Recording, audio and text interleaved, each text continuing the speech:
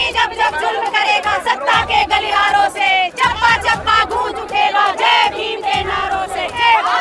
बाबा साहेब जब तक सूरज उनको अरेस्ट होने के वारंट आ गए, उनको अब तो योगी मोदी दोनों भागेंगे आने वाले समय में। पर लाखों की संख्या में, आगे करोड़ों लोगों की संख्या भी यहाँ पर हो सकती है अगर सरकार घुटनों पर नहीं आती है, क्योंकि डॉक्टर अम्बेडकर के विचारों से वो पहले भी डरती थी और आज भी डर रही है। डॉक्टर अम्बेडकर एक विचार है और जिसके माइंड में वो बैठ गए वो वहाँ से निकल नहीं सकते। SC/ST आरक्षण को भी खत्म करने की साजिशें चल रही है, यानी कि मनुवादी जो सरकार है उन्होंने कभी भी बहुजनों का इस देश में हित नहीं चाहा। सबके वजह से हमारा जो सम्मान स्वाभिमान है और वो हमेशा ऐसे ही बरकरार रहे। SC/ST के महिलाओं के लिए ही काम नहीं किया है, प्रत्येक जाति की, प्रत्येक वर्ग की महिलाओं के लिए, हर वर्ग की जो भी महिला सर उठा के अपनी बात रखती है, कहीं भी आ जा सकती है, अच्छे कपड़े पहनती है या जो भी वो है, जिस पोस्ट पर भी है, जहाँ पर भी है, तो वो सिर्फ और सिर्फ बाबा साहब की बदौलत है। वो हमारे बाबा साहब की देन है और उन्हीं की वजह से आज हम शान से चल पा रहे हैं। तो आज ये जो प्रॉब्लम आई है इसको प्रॉब्लम को आने ही नहीं देना चाहिए। सैलाब है इसके हिसाब से लगेगी, क्योंकि जन सैलाब जो आक्रोशित होता है ना, इसका कोई चेहरा नहीं होता, इसका कोई रूप नहीं होता। अगर ये जन सैलाब अगर संसद की तरफ बढ़ गया तो कहीं ऐसा ना हो ये अपने आप ही स्थापित।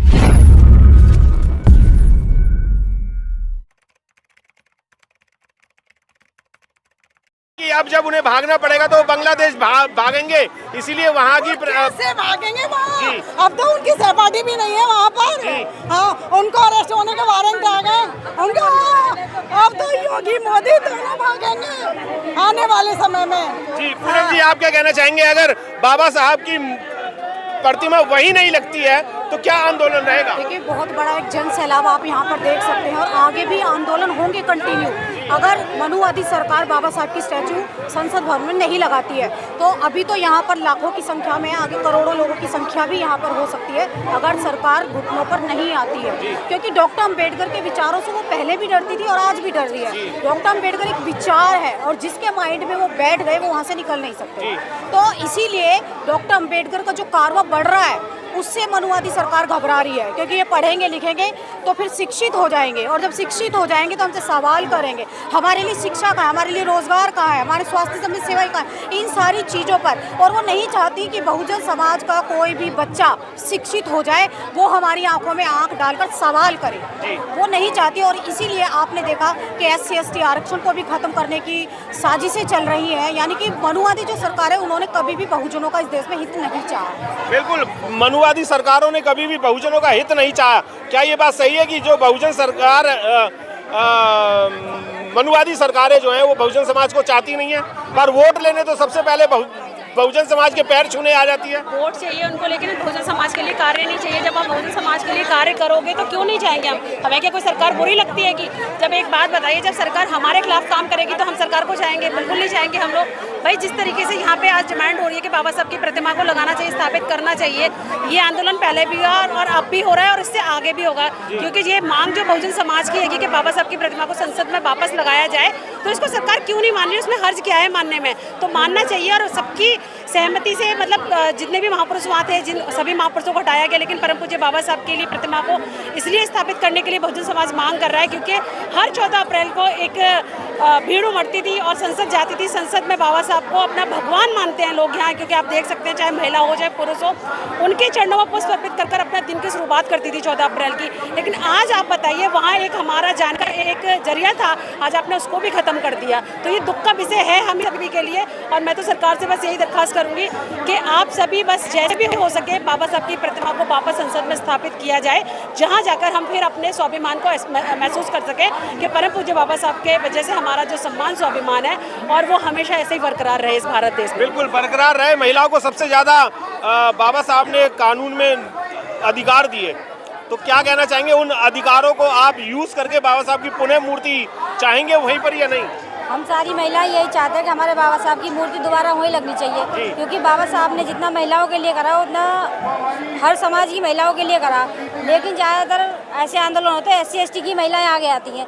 सबसे पहले हक अधिकार उन लोगों को भी मिलते हैं जो लंबे लंबे घूंघटों में रहती है, आज वो निकलती नहीं है। बिल्कुल, ये बात बिल्कुल सही है कि बाबा साहब डॉक्टर BR अम्बेडकर ने अधिकार जो दिए थे संविधान में वो हर वर्ग की महिलाओं को दिए थे, पर अगर आंदोलन में अगर निकलने के लिए आते हैं तो सिर्फ SC और STs के ही लोग यहाँ पर पहुँच पाते हैं। क्या लगता है कि अदर समाज की महिलाओं को भी बाबा साहब के सम्मान में आना चाहिए? बिल्कुल आना चाहिए हर समाज की महिलाओं को बाबा साहब के सम्मान में, क्योंकि बाबा साहब ने सिर्फ SC या ST के महिलाओं के लिए ही काम नहीं किया है, प्रत्येक जाति की प्रत्येक वर्ग की महिलाओं के लिए, हर वर्ग की जो भी महिला सर उठा के अपनी बात रखती है, कहीं भी आ जा सकती है, अच्छे कपड़े पहनती है, या जो भी वो है जिस पोस्ट पर भी है, जहाँ पर भी है, तो वो सिर्फ और सिर्फ बाबा साहब की बदौलत है। बाबा साहब के अलावा किसी ने भी महिला वर्ग के विषय में नहीं सोचा, नहीं उनका उत्थान किया है। जी, आपसे भी जानना चाहूँगा कि कई सैकड़ों की तादाद में आप लोग यहाँ पर पहुँचे और महिलाओं को सबसे ज़्यादा अधिकार भी मिले थे बाबा साहब की तरफ से, और आज जो अगर बात करें तो हर वर्ग की महिला यहाँ पर बाबा साहब के सम्मान में होनी चाहिए, पर SC ST की क्यों आती है? देखो, सबसे पहले तो आपके चैनल को बहुत बहुत साधुवाद, धन्यवाद, क्योंकि जो है हर जगह पूरे देश में आप जो है हमारी जनता की आवाज़ पहुंचा रहे हो। जो बात आपने कही है कि हर वर्ग की महिला के यहाँ पर होना चाहिए, ये बिल्कुल सच है कि हर वर्ग की महिला को यहाँ पर होना चाहिए, क्योंकि बाबा साहब ने किसी एक महिला के लिए नहीं किया, एक वर्ग की महिला के लिए नहीं किया।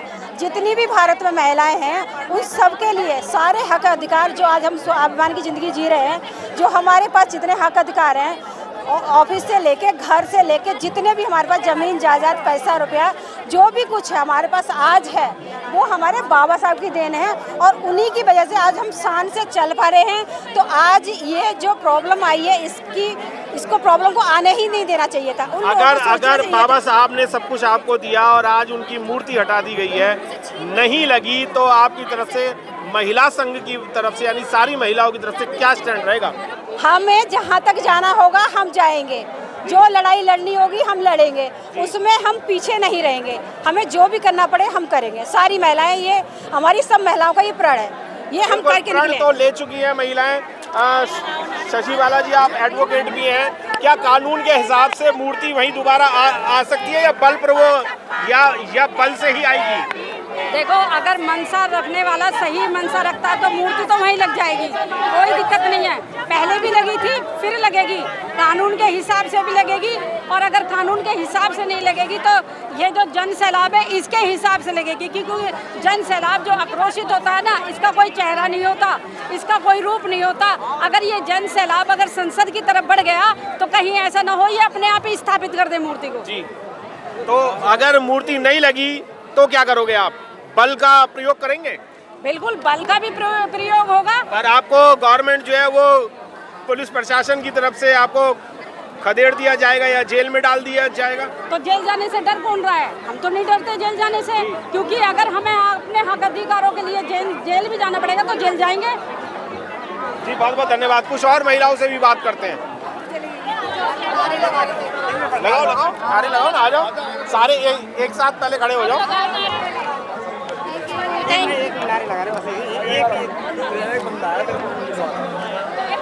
जुल्मी जब जब जुल्म करेगा सत्ता के गलियारों से, चप्पा चप्पा गूंज उठेगा जय भीम के नारों से। जुल्मी जब जब जुल्म करेगा सत्ता के गलियारों से, चप्पा चप्पा